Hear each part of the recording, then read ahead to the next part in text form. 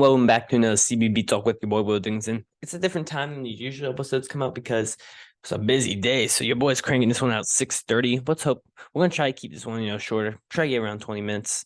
And hopefully be uploaded by 7:30. But yeah, so if you're probably watching this, you're probably gonna be watching this on Tuesday. So the UNC game that's like the biggest game. That's like the hardest to predict the outcome. That you will not know the outcome of that. I don't know the outcome of that. You guys will probably, but I'm still gonna talk about it because why not?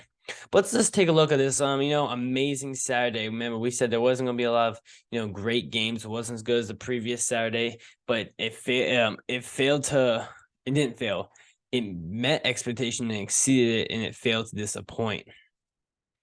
Which thing that didn't happen on Saturday was the number one team in the nation lost at Northwestern. Wow. Chris Collins doing an amazing job on a hot seat year, and Northwestern's made the tournament one time ever. One time ever. I saw that. I was like, no way. Northwestern's been, it was recently, and they were on track to do it again. Wow. What a win at home.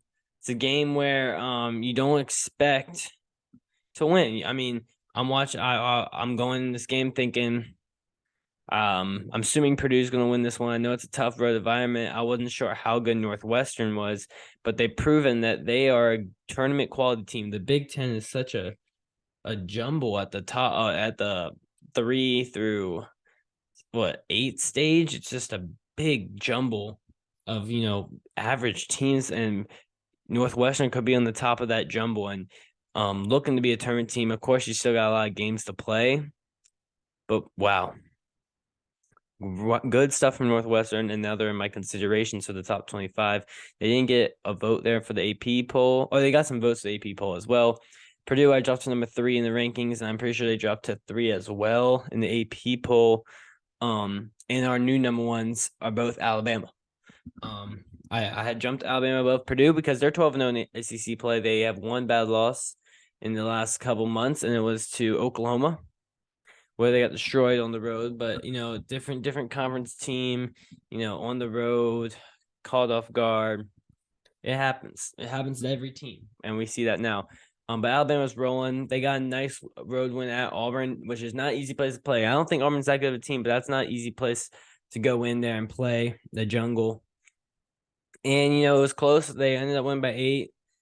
Alabama really just feasted on free throws that whole game, and then you had a really good game from Mark Sears, Bradley, and Brandon Miller wasn't amazing, but he is always out there. Didn't get the 3 ball a lot today, but still you felt his impact on the floor. Auburn I don't think they're a great tournament team. I don't know if they can get a win in that tournament, but Alabama, they're my number one team in the nation right now because they're playing like that. Just playing better than Houston right now. Houston didn't have a game this weekend, but Alabama, I love the way this team plays. They shoot threes and they get to the basket, and that's about it. They don't shoot mid ranges. And Nate Oates is doing a great job again at Alabama. Last year didn't have a great year. They lost a lot of games, but this year they're back to being one of the best teams in the nation. This is their first time that they're ranked number 1.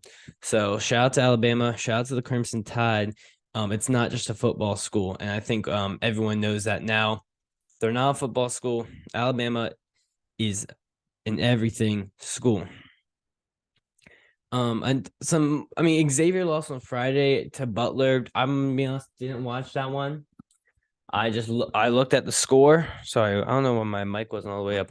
Anyways, I looked at the score and I was like, okay, Xavier lost that one to Butler on the road. Tough to win road games in conference, but Xavier couldn't do it. You're still my top 10. You're still 1 spot above Marquette because you beat Marquette and you have a little bit of a resume than Marquette. But not a great loss there to one of the teams in the bottom of the Big East. Another Big East team that lost was Providence. They fell 8 spots in my rankings. They're the last team in. Just because that's a tough going into Madison Square Garden. The Johnnies aren't a bad team, and they had a good night, and Providence didn't have an amazing night. Bryce Hopkins had a good game once again. He's been such a stud transfer. 29 this one. Just couldn't. They kept getting close, and they couldn't get ahead. And Providence got a tough loss there. They're still 18-7, just 25 in my rankings. Another Big East final was Creighton. They're in my top 25, to number 20. That's probably the highest number a new team will be in, and it is. I moved UConn. UConn's 24, so they pretty much stay the same. And the reason is because UConn showed that they didn't have a good offensive game. And they stuck in it to the end on the road. They covered in that spread there. And they showed that they don't have to rely on Sonogo or Klingon, and they are much more than that. I know they only didn't even score 60 points, and the guards just didn't have a great game. So it shows that they might be more reliant on their guards than their bigs, which is good because Cockburn is such a good big there that they had to play more through Jordan Hawkins. Just didn't get there. They had a nice shot at the end of the game, was on the line. Maybe it's kind of like a Kevin Durant situation. Maybe back they probably win that game. And UConn's now talking about UConn being high and Creighton taking a tough loss. But Creighton might be playing like the best team in the Big East right now. I can't put them higher than Marquette or Providence just because they have those 8 losses. They've lost 6 in a row. But we see with Ryan Kalkbrenner on this team, they're a Final Four caliber team, and they're playing one of the best teams in college basketball. So shout out to Creighton for getting a big time dub. What's out to it? Not shutting out a team that couldn't get a dub was Kentucky. I'm just not talking about them right now. I mean, they were injured, they were infallible. I know, but that's not an excuse. You gotta go beat Georgia. If you want to make the tournament. I think they could make the tournament, but I don't think they will. I honestly don't think Kentucky will be in the NCAA tournament. When it comes to Selection Sunday, I don't see them making it this year. They're gonna have to go on some runs because a lot of other SEC teams, got big time W's this week. Including the Alabama win and including a team like Missouri.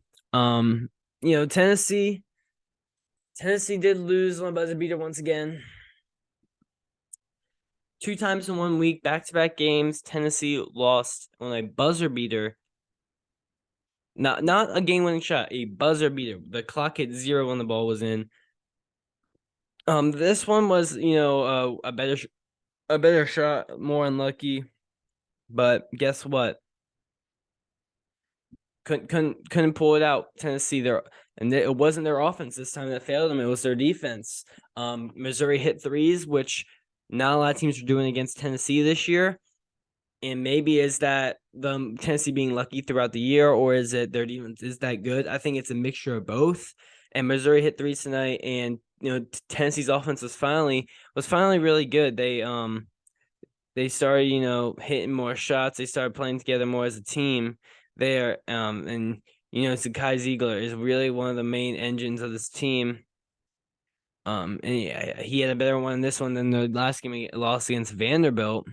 He had 11 in this one, but he had 23 off the bench from Tyler Key. Golston had 4 threes. Kobe Brown 3 threes. Hodge 4 threes. So they shot it real well, and Golston hits one at the buzzer.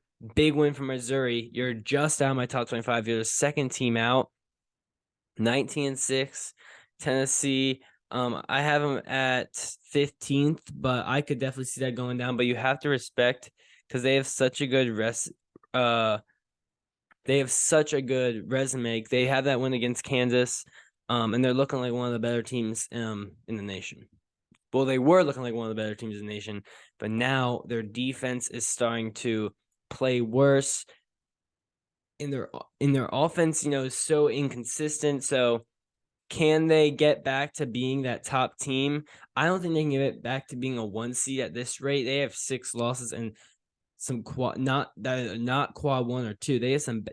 I'm pretty sure they have 4 non-quad 2 losses or 1 losses. I don't know. So yes, Tennessee is going to be a tournament team. I just don't know how far they can make it in. I said this after they lost to Vanderbilt and now losing again to Missouri. Is it starting to be unlucky, or is it starting to actually regress to what they really were? It could be a mixture of both, but I'm not totally sure which one it is. Another good team to win. Another not a great win, but another team in the SEC that is playing great basketball. It's Texas A&M. They had high expectations coming into the year, and they started off slower. They fell out. I don't know if they were in the rankings, but they're highly considered to be in there. They got off to a bad start, and now look at them, 10-2 in SEC play, and looking like a tournament team for Texas A&M. They have a 2-game lead on third place Tennessee, and they're about 2 games behind Alabama for first. So I think they could fall into that 2 seed. And if you're second place in the regular season in the SEC, I think you're going to be a tournament team. Again, Buzz Williams doing a great job there. They could have been a tournament team last year. They made that run to the SEC championship, and they brought in some really good players. Henry Coleman, just this Texas A&M team is a tournament team, and they definitely could sneak into some rankings if they keep winning forward, and they could stay in that second spot in the SEC. So shout out to Texas A&M, man. Bad start to the year, but it shows that this team is very resilient and can get to that next level in which they're playing right now.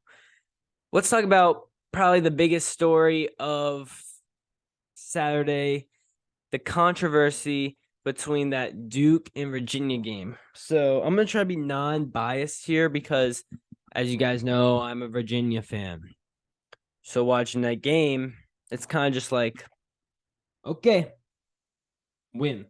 So I remember watching this game, and when Virginia went up, what I believe it was 5 with, 50 seconds left? I thought it was over, right? Because with the way Virginia was playing, the way they were holding the ball for 30 seconds, I thought, oh, pretty good.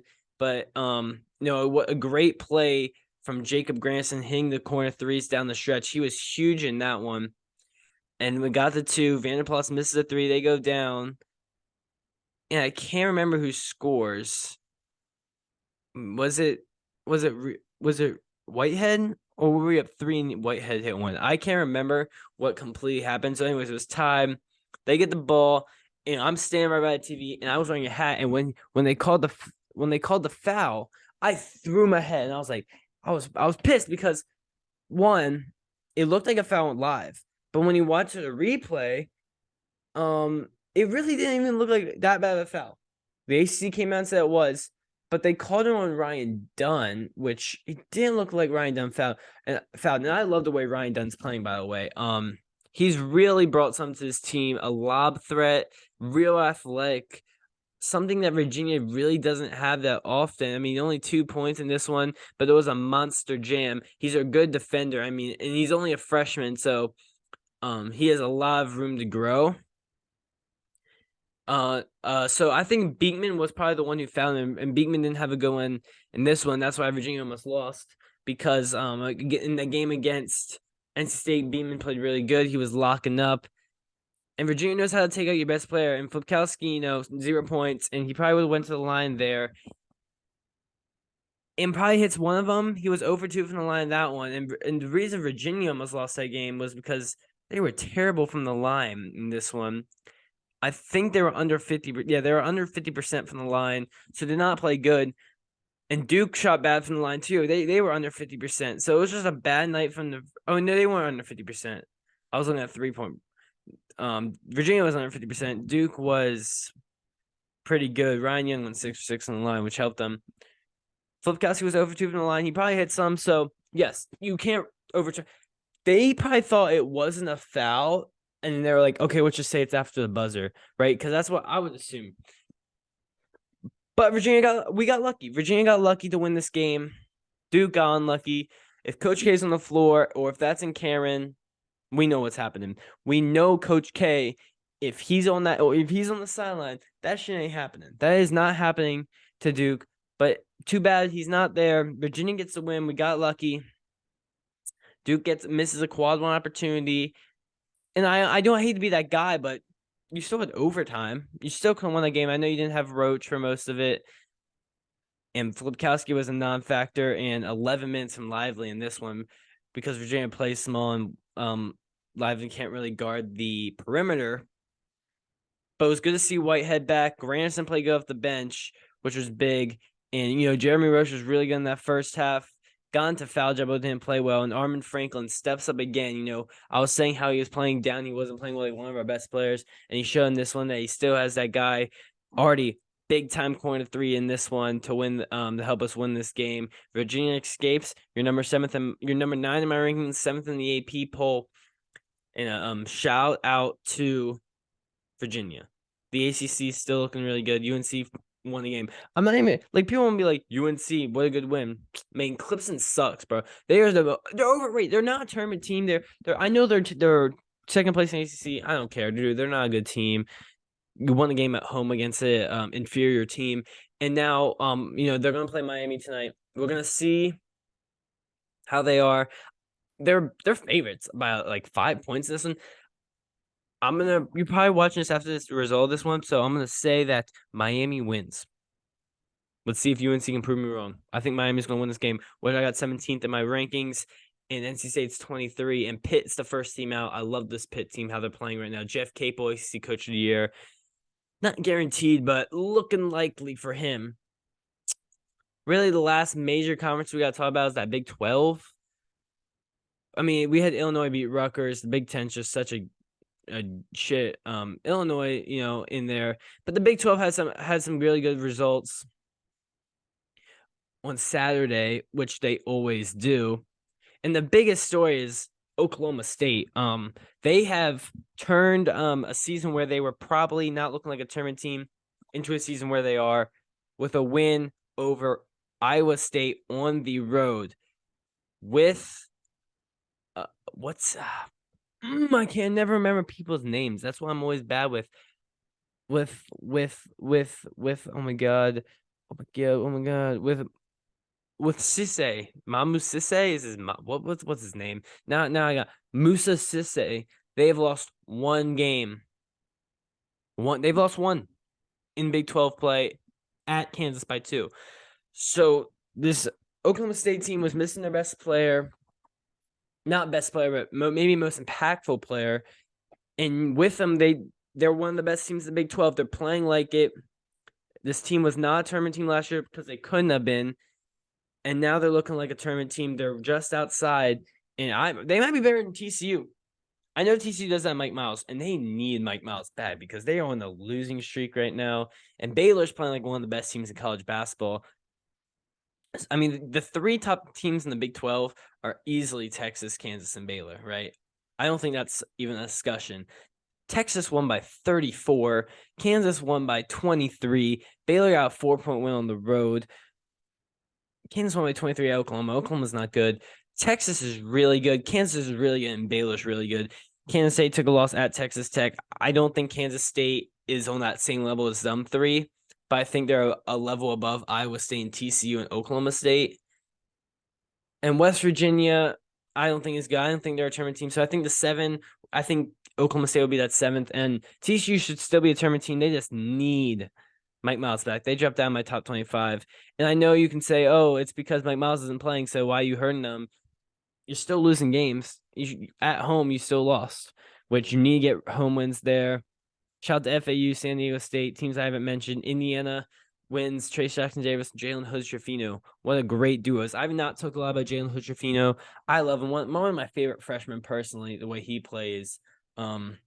He's the point guard for that Indiana team.